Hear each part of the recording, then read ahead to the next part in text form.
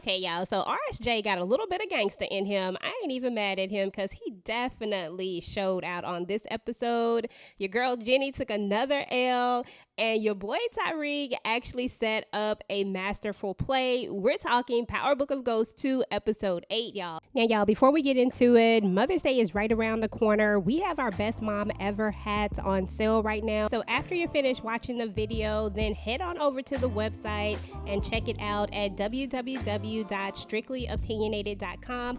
I will also leave that link down in the description, y'all. Now, let's get into this episode.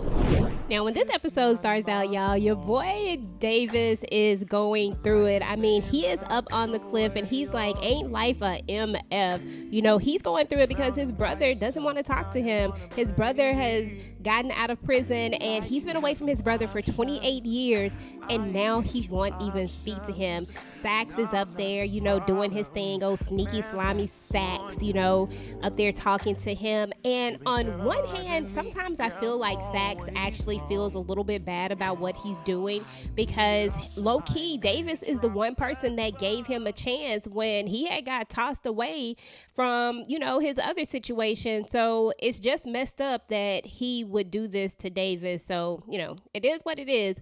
But we are going to see that Diana Tejada is going to end up getting arrested from last week, and now Davis is finding out he needs to go to the precinct, but he's so wasted he can't really go. So Sax takes this opportunity to say, hey, I'll go do it, you know, you can do the arraignment, and you know, that's kind of how that part goes. Now at the same time, while Sax is leaving, we're gonna see that he's gonna get a text from Tariq. Davis is gonna get a text from Tariq saying, hey, we gotta talk ASAP.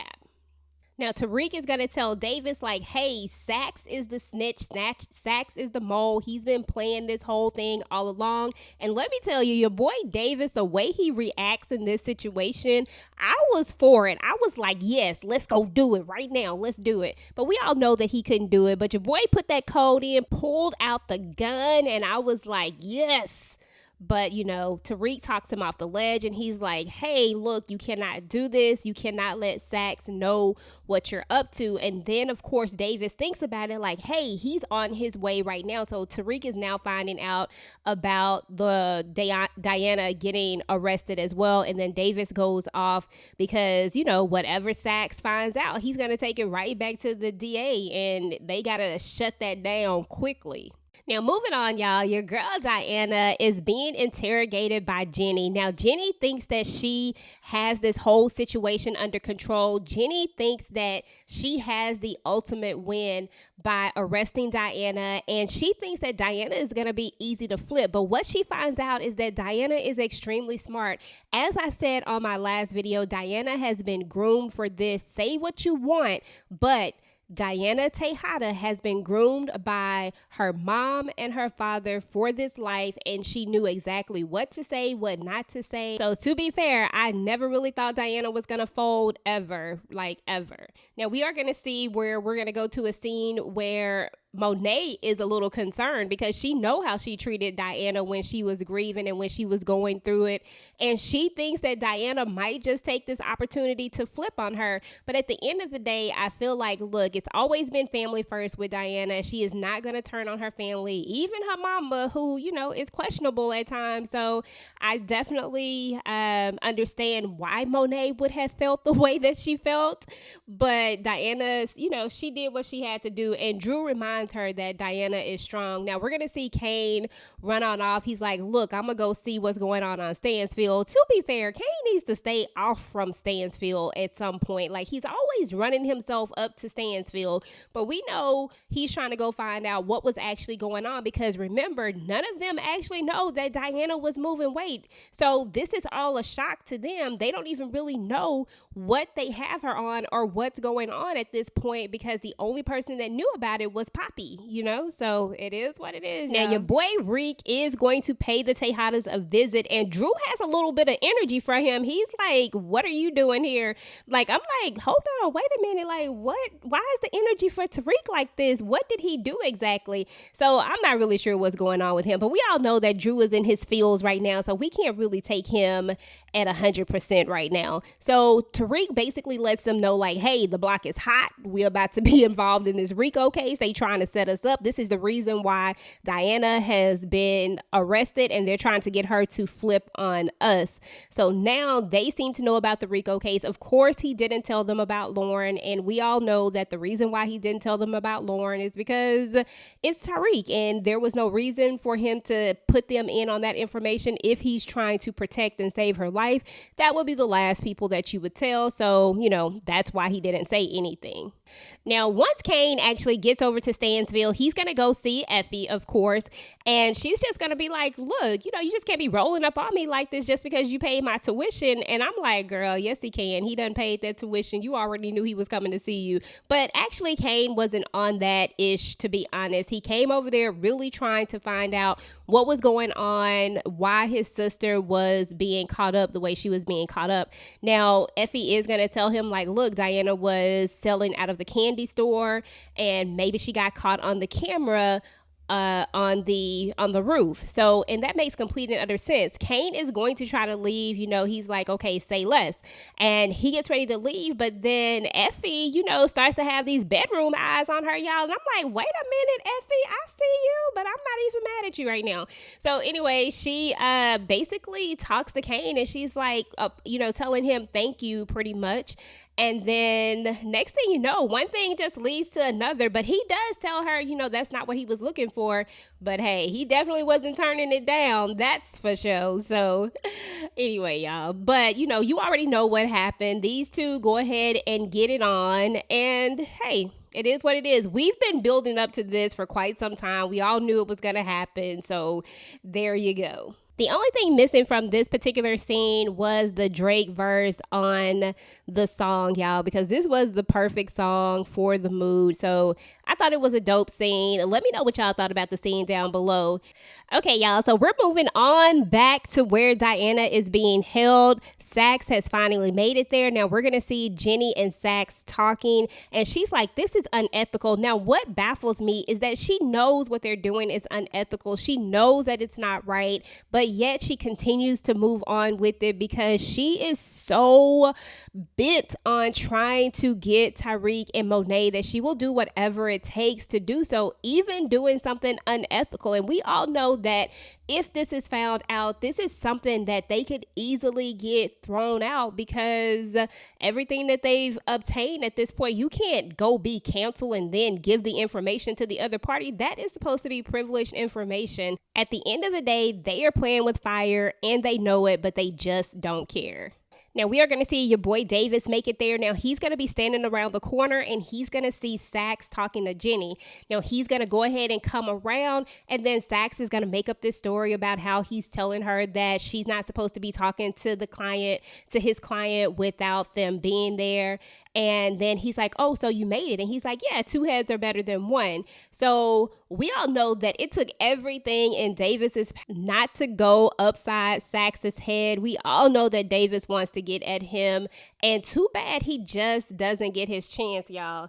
But anyway, they're going to get into the actual room talking to Diana, and we already seen that scene. We talked about that scene where Diana is talking, and then Davis has to waste the coffee on Saxe in order to pass Diana the note, telling her to put Saxe onto Effie. So that's kind of how that scene went. We're not going to spend a whole lot of time there because we already talked about that before.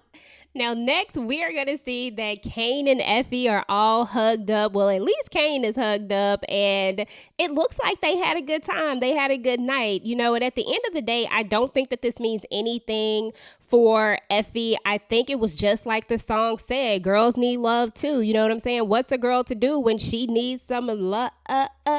You know what I'm saying? So it is what it is. So I wouldn't read too much into this. I definitely think that Effie still has feelings for Tariq, but right now, she mad at him. It is what it is. So there's that. Now, speaking of Tariq is actually going to show up. And of course, Kane is there, and she's going to tell him, like, look, I don't want to have to deal with this. And she tells him to go into the bathroom. So Tariq gets in, and he's like, look, you said you wanted back into the game. I got a job for you. you. And she's just like, look, I'm not no gopher. You got corner boys for that. Now, he is going to tell her like, look, the streets are hot right now. We can't send them up into Weston Holdings. And of course, Effie understands that. But although she understands, she's still like, F you anyway. And I'm going to need a brick. I'm going to need something. She doesn't say a brick. She just says that she's going to need her own product. And he tells her that he'll give her a brick a week. So she's down to go ahead and do what she has to do. And that's the end of that conversation, y'all. Meanwhile, back at the Tejada house, they are having a meeting with Gordo's family, Evelyn and the brothers. Of course, Gordo is not there because we know that Gordo is 6 feet deep under somewhere, probably chopped up and in a barrel or something. Who knows? But Gordo isn't around anymore. Drew took him out. Now they're telling them, hey, we need y'all to chill for a little while. The feds are looking after us. Now you have that one hothead brother. I don't really know what his name is, but he's just not feeling it. And Evelyn has to put him in check and he listens to her. So, there's that. So they get that kind of squashed where they understand that once the heat is up, they will let them know. And so, that's pretty much the end of that. Now, y'all, in another scene, we're going to see that Kiki is going to meet up with Brayden and she's going to tell him like, look, you need to get your client under control. Basically, you need to meet with her. Monet has been calling Lucas over and over again. So Lucas sent me over here to make sure that you're good, because, of course, Brayden found out about the whole Ponzi scheme. And now they're trying to make sure that Brayden is not a loose cannon and he's not going to say anything. And they just need him to be on board. Now, speaking of Monet actually is going to pay Lucas a visit. And this was one of my favorite scenes as well, when she basically puts Lucas in his place. She's like, look, I've been calling you and you ain't been answering my calls. And she just pretty much lets him know, look, if I call you, you answer. If I have questions, you answer my questions. If I ask for my money back, you give me my money back. And Lucas says they have an understanding. So, there's that. Sorry, guys, I forgot to tell you that when Evelyn was there, she did ask Drew, have he seen Gordo? And he tells them that he hasn't and that everything is good with them. When the brother asks, I guess, something is wrong in paradise or something like that, he says. But Drew makes it seem like everything is good. Now, I also forgot to mention that before Monet goes off to see Lucas, she is also going to end up talking to Kane and tell him basically giving the money to them was a bad idea. And this is because she just doesn't trust them. Now, I'm not going to say that it was a horrible idea. I think it was a good idea if it wasn't for the fact that Weston Holdings was a big ass Ponzi scheme. But other than that, investing money is not a bad idea. But I do get where she's coming from. She has a strong distrust for Wall Street, and it is what it is. It's not like they have the best track record in the world, so I can't really be mad at her for that. But the delivery of it was very interesting. So we're also going to find out at this moment that they are going to be setting Effie up. Now she tells him like, look, don't you say nothing to her.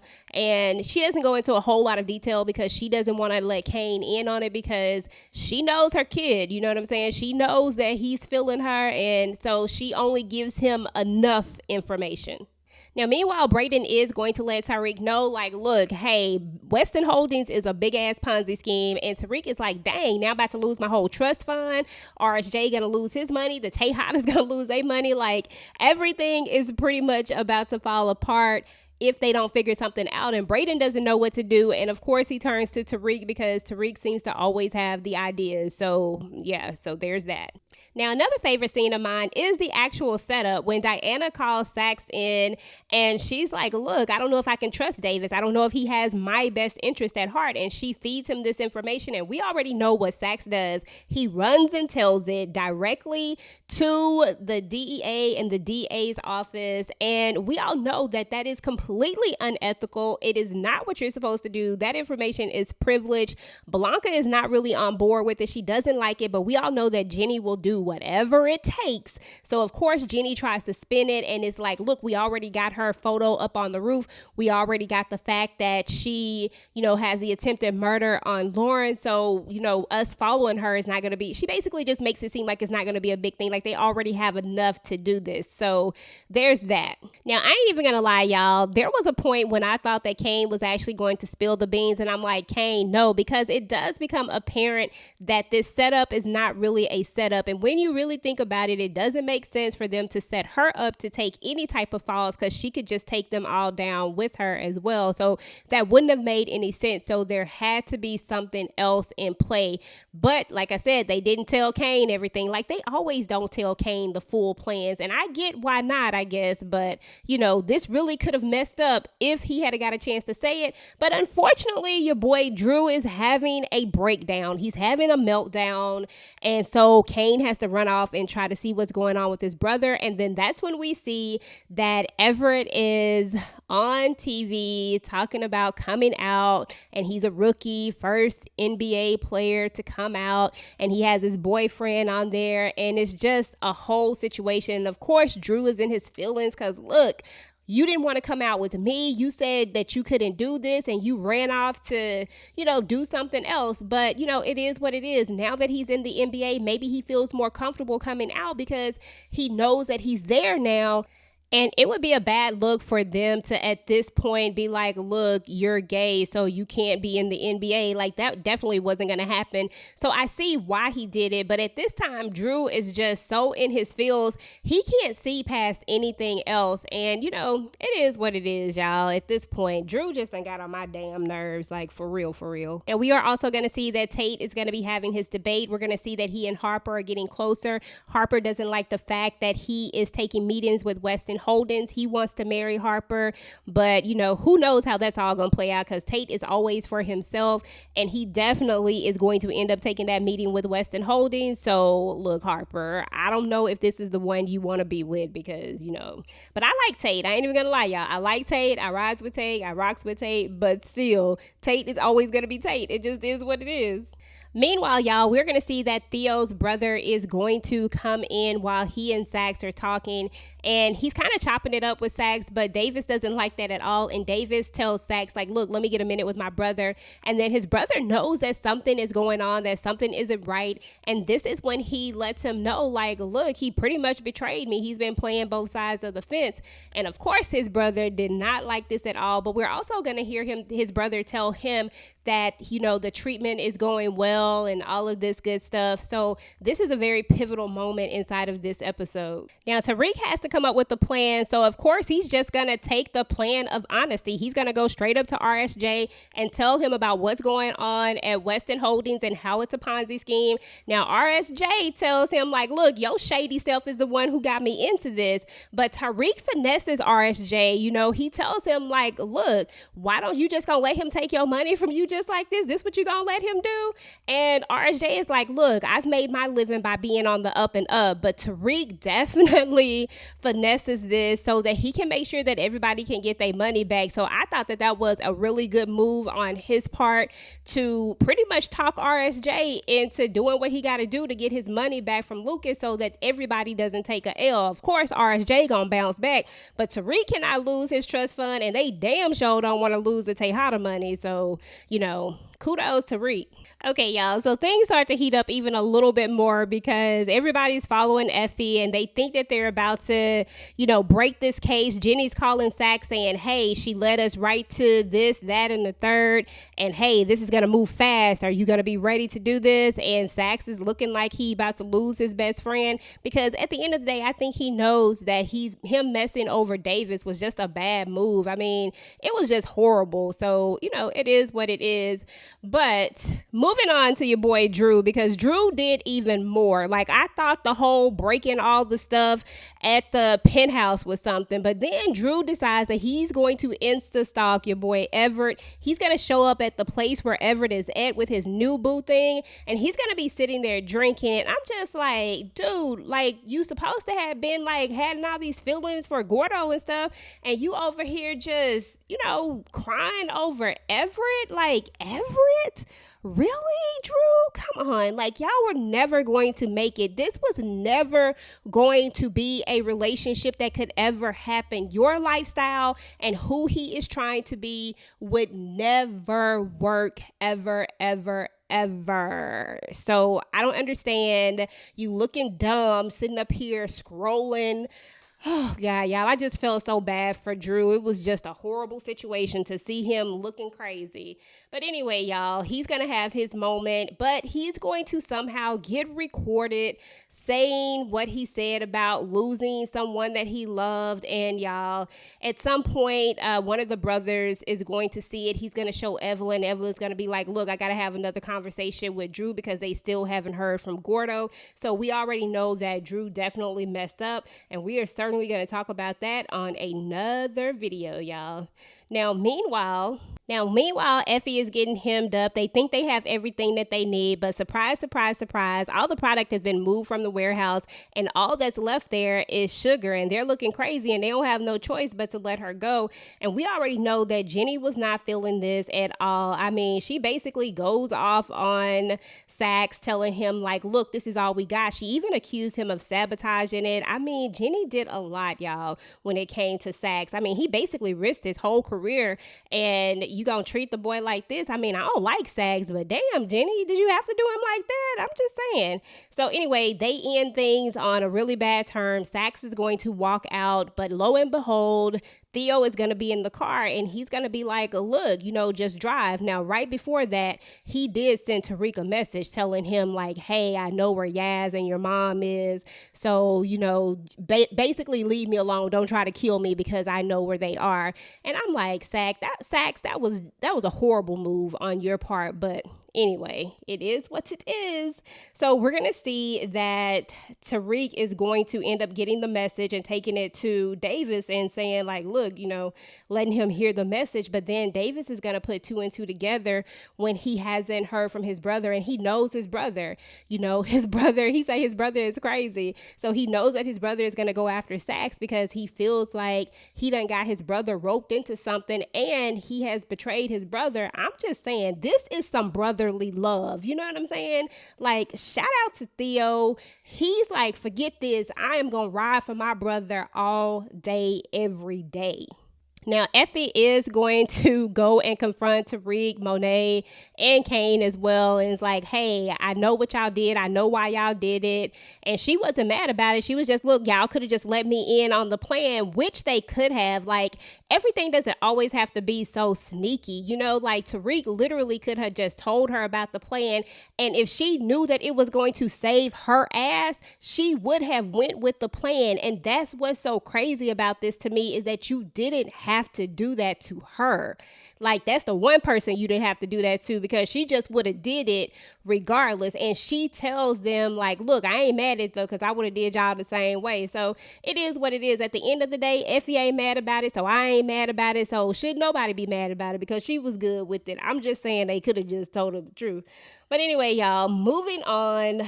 So we're going to see one of the most explosive moments of this episode. And this is when Theo decides that Sax has to go. Now, Davis does try to get there, but he just can't get there in time enough. And, one of the things that we've been waiting for a long time, I personally was glad to see it happen. Rest in peace, Sax. And that is what it is. Now, there was a part where RSJ does confront Lucas, and he's basically going to tell him, like, look, I'm going to go tell my friends at the SEC, at the commission, like, whoever I need to tell, but you basically going to give me my money back. You going to give Tariq his trust fund back, and you gonna give the Tejadas their money back. Like, everybody is getting their money back, and Lucas don't have a choice. Now, you can tell that he is highly upset with Brayden, but he also tells him, like, leave Tariq and Brayden out of this, leave them alone. And RSJ don't look like he playing, so Lucas is just gonna need to do what he needs to do if he want to keep running his little Ponzi scheme. So last but certainly not least, y'all, Kane and Effie are getting it in, and all of a sudden someone comes and knocks on the door, and we all knew it was Blanca. We all knew that Jenny had to play her last card because she doesn't like to take the L. She thinks that she can win this even though everything is falling apart. And so you already know they have Lauren. They were going to go and arrest Effie, and that is exactly what happens in this episode. When Effie is coming out though with Blanca, Jenny is standing there looking like a little canary bird or something. I don't know, y'all. Jenny just looking like she got the last move, like she finally checkmated. But at the end of the day, we all know that Jenny eventually is going to take this L. It just is what it is. But she lets down that window, or Lauren lets down the window rather, and Effie sees her face and she realizes that she didn't get the job done, y'all. And it is what it is. And they're arresting for her for attempted murder. Now, Kane did follow her out and he sees Lauren as well. So anyway, y'all know I don't like super long videos. And this video actually ran over a little bit longer than what I wanted it to run over. So we're going to talk about a little more of these things in separate videos in more detail. Meanwhile, guys, if you like this video, make sure to go ahead and like, share, and subscribe to your girl channel. Turn on your notifications so that you do not miss out on any of my future power content. Now, YouTube says that you just might like this video next, so go ahead and take a look. Until next time, guys. Peace. No, I'm not the problem, man, that's on you, yeah. You've been terrorizing me, yeah, I'm always wrong. I knew you lost your mind when you dropped that bomb.